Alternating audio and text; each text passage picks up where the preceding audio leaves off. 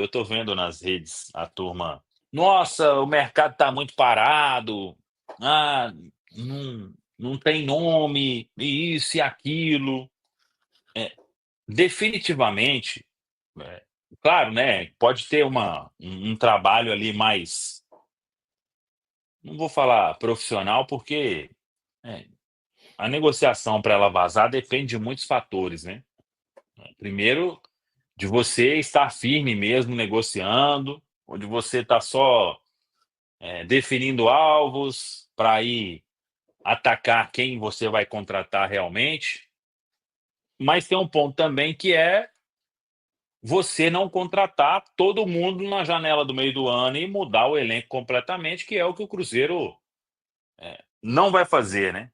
O Cruzeiro vai trazer aí 3, no máximo 4 contratações, com aquelas 2 já que todo mundo já está cansado de saber, né, aqueles 2 alvos ali para a zaga e para a beirada, esses aí o Cruzeiro quer de todo jeito.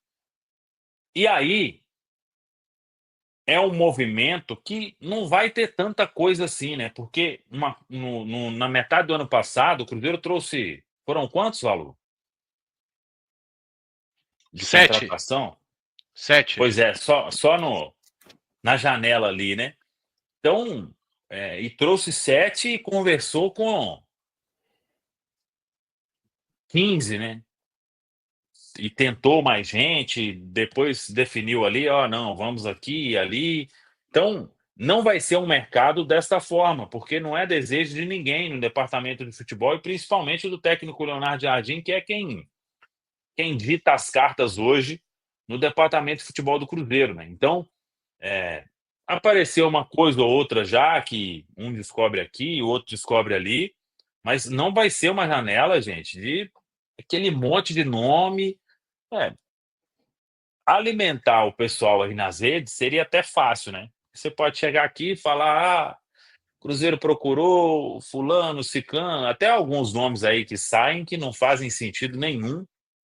Então, eh, esse é o ponto importante, né. Se o torcedor ele tá ansioso aí para ter nomes, para mim o melhor é: "Ó, contratou fulano de tal, ciclano, os 3 pronto e acabou e todo mundo já sabe que é isso, e ponto final", né. Até pra gente não ficar nesse ciclo aí sempre de, pô, a cada janela uma transformação no elenco, não cria unidade, não cria ali uma base, né.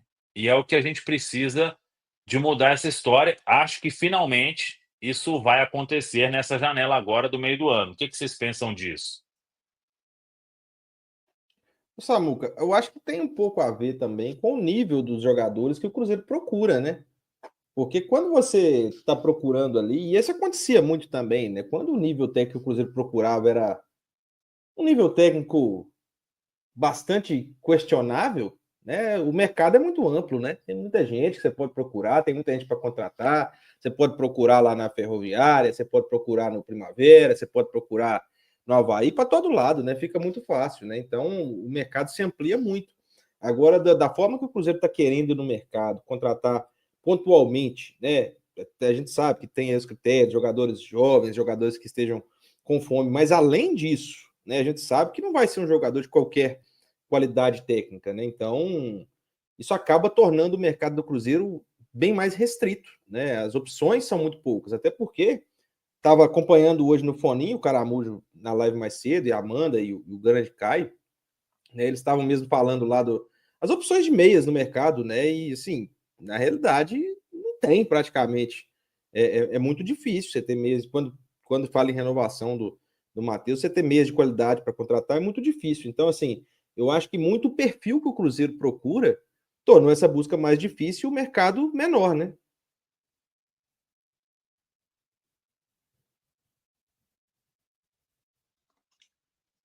Bom, Concordo com. não, pode seguir, Caramujo. Não, eu concordo com isso que o Rafa falou. Para quem não acompanhou a live mais cedo, eu até perguntei isso, né? Porque teve alguém que mandou assim: ah, o Matheus Pereira é um jogador. Como se fosse um jogador comum, né? Tem muitos meias melhores. Aí a gente fez um desafio, assim, né? Pô, quem seria esse meia melhor, né, para chegar ao Cruzeiro e tudo mais. E aí, ou a gente vai esbarrar em nomes que são muito irrealistas, né, caras que estão na Europa, ou caras tipo Alan Patrick, por exemplo, que nem poderia jogar pelo Cruzeiro esse ano, né, já passou os 7 jogos, mas é muito difícil imaginar que o Inter abriria mão dele para negociar com o Cruzeiro. Aí o pessoal falando nomes como Paulo Dybala, né, que sempre lesionado lá na Roma, mas jogadores muito caros, assim. E assim, gente, o mercado está realmente muito inflacionado, né? Só ver os jogadores que o Cruzeiro sondou aí e as pedidas 10 milhões de euros, né? Assim, 10 milhões de dólares, como se isso fosse um dinheiro absolutamente comum, né? Como se fossem cifras tranquilas no futebol brasileiro. Não são, sabe? Então, assim, acho que a gente tem que entender também aquilo que o próprio Samuel já falou em várias oportunidades, né? Do quanto o Cruzeiro precisará fazer aportes aí, especialmente a diretoria, e como não tem como a gente exigir do Cruzeiro outra janela de transferências de 200, 300 milhões de reais, e eu acho que nem precisa, tá? Para ser bem honesto, eu acho que com o que o Cruzeiro fez até o momento, os jogadores mais graúdos, né, nomes mais relevantes, a gente já tem um número muito significativo de jogadores grandes, jogadores que podem suportar partidas decisivas. Agora, a gente precisa de jogadores que possam se juntar a eles, né, a caras para correr, para fazer até um papel tático. Tanto que aquilo que a gente mais questiona, né, que a gente mais pede atualmente é ponta, né, é a opção para jogar pelos lados do campo. O zagueiro também, claro, mas ponta. E os pontas no sistema do Leonardo Jardim, eles não são os caras que vão desequilibrar fazendo gol, né? Claro que gol é bom. Quem quiser fazer gol pra gente, nós queremos. Mas são caras que têm um papel tático muito importante, são caras que correm pra caramba. Então é esse que acho que a gente tem que entender esse perfil também, né? O Cruzeiro já tem ali alguns jogadores desequilibrantes. A gente precisa agora de mais jogadores capazes de serem peças úteis nesse elenco e de poder também acrescentar um pouco mais de qualidade, né? Porque a gente sabe que o Cruzeiro hoje deve ter ali talvez 15 jogadores, né, que tenham um nível satisfatório, assim, bom para jogar uma Série A. A gente precisa mais, né? Se a gente olha para o Palmeiras, por exemplo, tem mais de 20. O Flamengo tem mais ou menos isso. E a gente está se propondo a desafiar esses clubes. Então a gente vai precisar qualificar o plantel. Mas eu não exigiria nenhuma loucura, nenhuma insanidade, até porque o Cruzeiro já fez muito investimento nas 2 últimas janelas e o resultado não foi bom, né? A gente acabou conseguindo ter resultado quando fez um trabalho coletivo bem feito a partir da chegada e a partir do momento que o Leonardo Jardim teve respaldo. Ô Caramujo, só antes, só para falar, o nível de inflação do mercado é um negócio nunca antes visto na história, né? É uma coisa assustadora. Você pega esse jovem zagueiro que, na opinião do Internacional, vale 10 milhões de euros, né? É um cara que tem pouquíssimas partidas, tirando o Gaúcho, quando você tira o Campeonato Gaúcho, tem pouquíssimas partidas do profissional, né? Você pega o próprio ponta, o Inestrosa, né? É um jogador que se destacou há pouco tempo, né? Então não são jogadores que não são certezas, né? Então apostas estão custando 10 milhões de euros, daí para mais. É um nível de inflação que te dá uma margem de erro muito pequena, né? É um negócio realmente que eu, pelo menos, nunca vi. Eu acho que a forma que o Cruzeiro pretende ir ao mercado agora tem mais a ver com ter um departamento de futebol com uma clara ideia de jogadores para o clube e também para o time, nessa ordem. Para o clube, a longo prazo, pensando na questão esportiva, pensando na questão do campo e, evidentemente, para o técnico. Porque quando a gente lembra Cássio, Jonathan Jesus, Peralta, Matheus Henrique e Wallace, Caio Jorge e o Lautaro. Quando o Caramujo fala de gastos, eu não acho que se perderam todos os gastos, não, tá? Ele também não disse isso. Mas eu creio que 230 milhões investidos, quando você tem claramente um técnico que está alinhado com ideias que possam fazer bem ao clube e também tragam o benefício esportivo. Você tem o ressurgimento, está acontecendo basicamente pela primeira vez na era Pedro Lourenço, digamos assim. Nós vamos voltar a ter um departamento de scouts que não é que ele que vai ditar as regras sozinho, mas ele vai servir de suporte. e com pessoas que estavam lá nesse departamento de scouts. O Joaquim Pinto vem para liderar o departamento de scouts, mas o próprio Jardim, depois do jogo contra o Vitória, disse: ele vai trabalhar com pessoas que já estavam no clube. Pois bem, não adianta essas pessoas que estavam no clube, elas estavam sem autonomia, na minha opinião, pela forma que eram feitas as contratações. Você trouxe o Cássio, um grande ídolo do Corinthians, mas que estava em baixa, era reserva. Você traz o Jonathan Jesus, que é uma aposta, 2 volantes que pareciam que resolveriam todas as questões do meio-campo do Cruzeiro. O Caio Jorge, uma aposta com potencial de virar o que ele está virando neste momento, e o Lautaro, um jogador que tinha ali algumas aparições. O que eu estou querendo dizer? Alguém perguntou ao Seabra o que ele precisava naquele momento? Alguém chegou assim: Seabra, você está fazendo uma excelente campanha. O que você acha que pode melhorar a sua... Ninguém perguntou, evidentemente, a gente sabia. O tempo inteiro o Matos fazia questão de dizer: estamos avaliando o Seabra, e ele claramente não era o técnico, né, daquela gestão, né, apesar de que tinha um time bem formado naquele momento. Mas eu duvido muito que ele foi consultado em qualquer uma das situações de jogadores que chegaram na metade do ano passado. Ponto. Hoje é uma situação completamente diferente. O Cruzeiro tem um time bem ajustado também. Eu estou falando também para fazer justiça com o trabalho do Seabra, mas as coisas se modificaram. O departamento de futebol que existia naquela época, ele ruiu, né? O Edu Dracena foi embora, a principal figura, que era o Alexandre Matos, foi embora. Dele só sobrou Paulo Pelaipe, que é alguém que está muito bem alinhado com o Pedro Júnior e com o Jardim, e está claramente decidida a maneira que o Cruzeiro vai atuar no mercado. Pontualmente, com muita qualidade, e daí, claro que vão existir, eu concordo muito, acho que o Samuca já disse algumas outras vezes, o Cruzeiro voltando para a Libertadores em 2026, meus amigos, eu acho que em janeiro vamos ver uma janela, não de vários nomes, vamos sim atrás de mais jogadores, mas com uma qualidade absurda. Então eu acho que tudo isso passa e explica para mim esse ritmo. O ritmo do Cruzeiro não é lento para mim, mas é o necessário para um time que vem muito bem no campeonato. O técnico tem esse elenco na mão, a forma de pensar futebol dentro do Cruzeiro mudou. A próxima vez que o Cruzeiro investir 150, 200 milhões de reais, esse dinheiro ele vai ser, com certeza, vai ter um nível de aproveitamento bem maior do que do investimento primário que o Cruzeiro fez nessa ordem. E tem até um ponto aí que eu quero entrar na sequência. O grande Genta tá chegando por aqui. Fala aí, Genta. Boa noite, beleza? Quase congelando, mas tá bom. Não, a gente tá debatendo aqui, porque fica muita gente, vocês devem receber mensagem lá, né?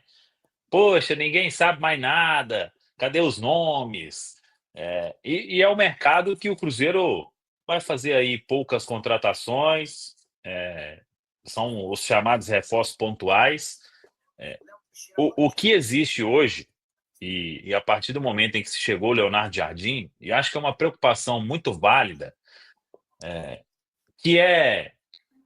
Porque quando se tem um dono, né? Por exemplo, se eu fosse do departamento de futebol também e tivesse, temos aí Pedro Lourenço para isso e para aquilo, você poderia sair gastando aí, porque não é o dinheiro seu, né? Então, é o dinheiro do Pedro. E hoje, com a chegada do Leonardo Jardim, o que o departamento de futebol vai errar? Eu acho que vai errar. Isso faz parte. Mas errar dentro de uma lógica. Por exemplo, se a gente pega aí a última janela, os investimentos que foram feitos, e claro, né, no futebol você está sujeito a acertar e a errar o tempo inteiro. Mas, por exemplo, nem vou colocar a questão do Wallace, mas os investimentos em Peralta, e Lautaro, eles eram necessários? E isso, hoje, a gente fala aqui em cima do que a gente acompanhou, né? Mas tinha que ter todo um trabalho, e é o que o Cruzeiro quer fazer agora, com a chegada do Joaquim, e de se avaliar, né, por que vamos gastar tanto nesse jogador aqui? Ele vai precisar de muito tempo para se adaptar? Ele vai chegar e vai conseguir desempenhar isso que ele já desempenhou em um único clube na carreira dele? Por que ele não deu certo em tal lugar, somente em um lugar que ele deu certo? Esse atleta que a gente está trazendo aqui, na nossa base não tem um com essas características. Então, o objetivo tem um dinheiro importante que o Pedro vai liberar sempre a cada ano para fazer os aportes? Sim. Mas se você potencializar esse dinheiro e gastar de uma maneira mais racional, mais bem elaborada, com um estudo bem maior, em todos os casos, talvez ali você minimize erros, né? E esteja mais próximo do acerto. Então, esse vai ser o desafio. Como eles vão fazer isso e como eles vão conseguir executar isso, é o que eu quero ver. Não deve ser fácil também, né? Ainda mais nesse mercado maluco aí.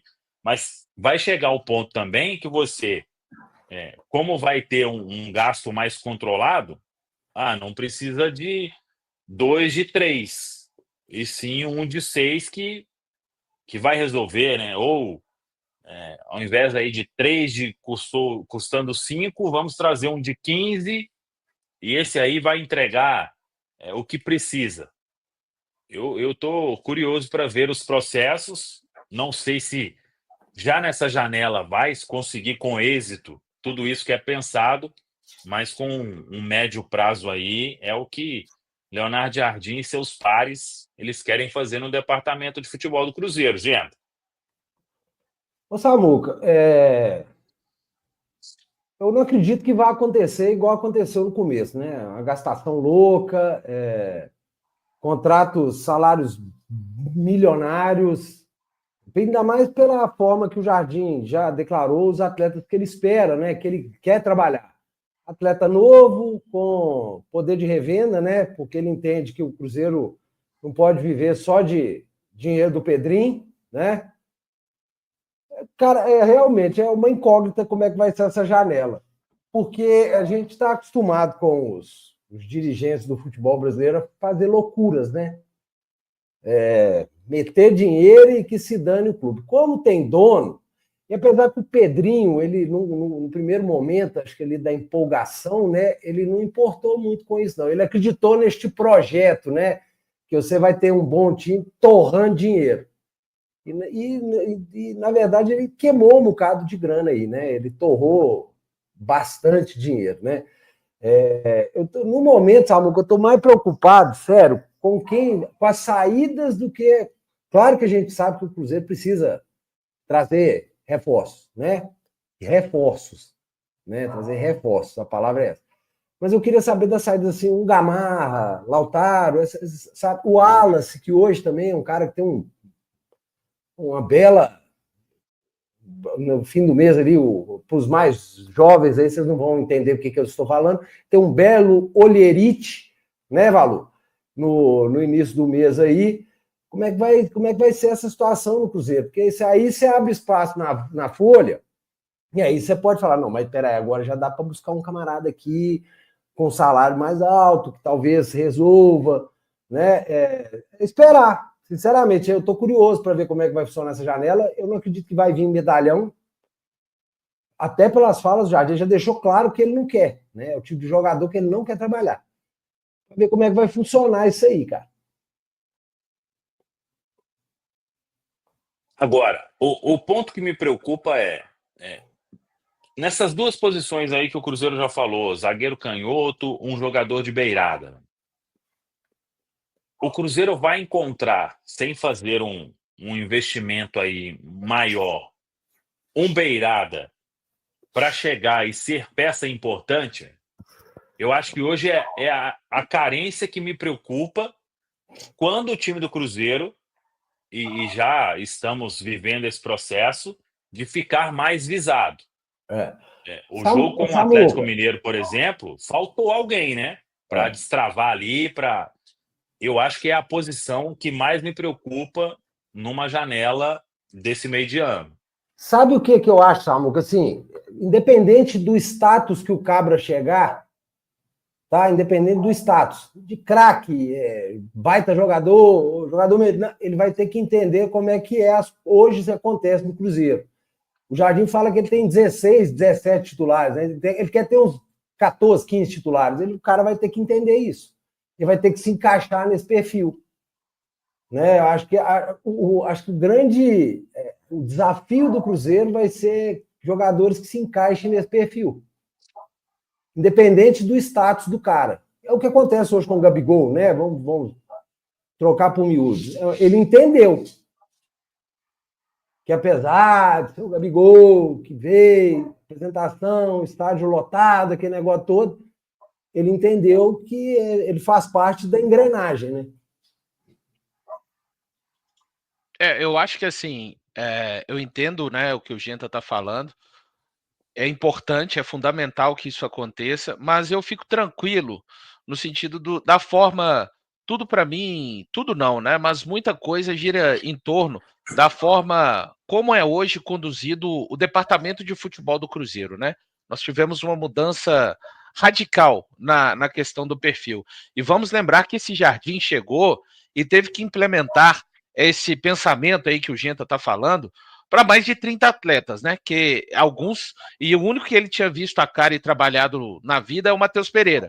E o Eduardo ele conhecia, né? Então ele pegou uma missão boca podre, vamos dizer nesse sentido, para implementar a sua filosofia dentro de uma filosofia de trabalho extremamente viciada que era do Cruzeiro, porque a forma que era a filosofia de trabalho do Cruzeiro, em termos de pensamento de futebol, comandado, no caso, pelo senhor Alexandre Matos, eu não duvido que o Jardim já poderia ter sido queimado e a gente estaria num outro técnico e daqui a pouco essa cadeira torraria outro técnico e assim a gente iria até não sei onde, tá? Então é aquele famoso, se não mudar o formato do pensamento, qualquer profissional que você venha trazer para trabalhar ali, ele seria torrado. E isso mudou. Então, acho que o Jardim teve um trabalho muito mais difícil que esse agora, do meio do ano, que é bem importante também, claro, mas isso já está, sabe, gente, assim, para mim isso já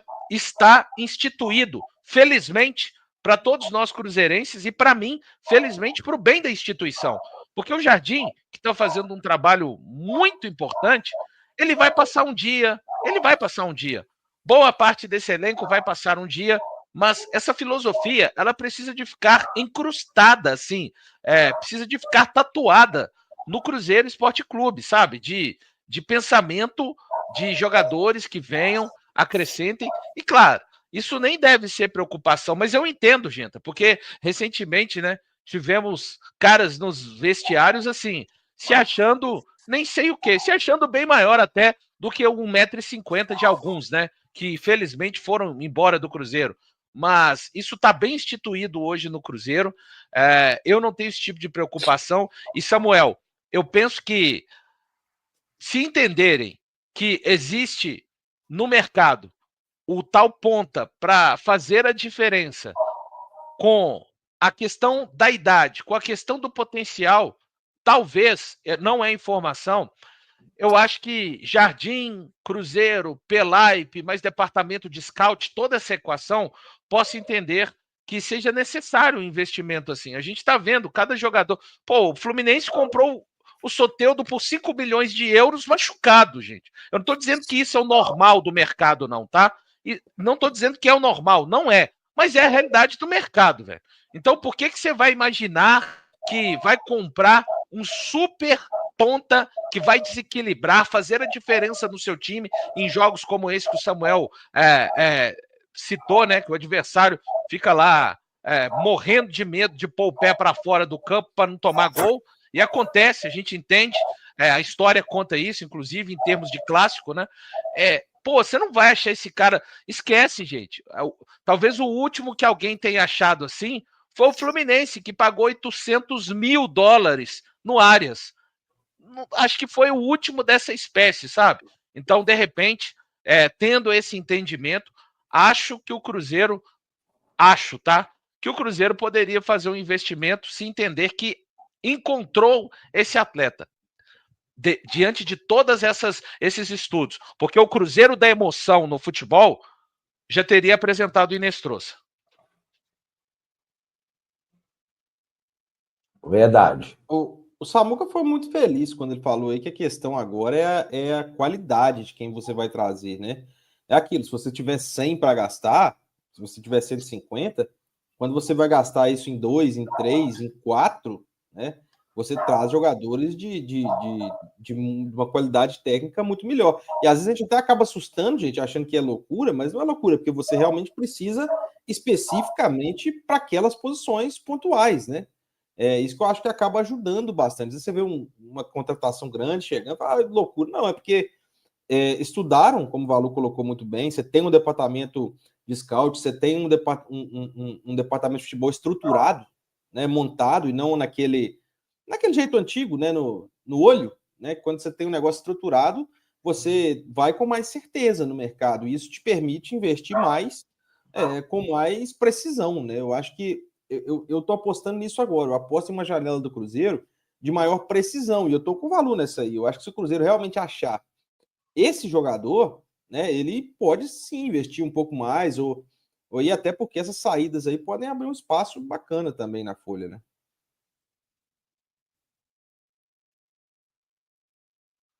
Tô até dando uma olhada aqui nos nomes aqui que o pessoal tá mandando aqui também, mas assim, acho que o Cruzeiro, como vocês já ponderaram bem, né? É difícil achar esse cara certo, né? Igual o Valu falou aí.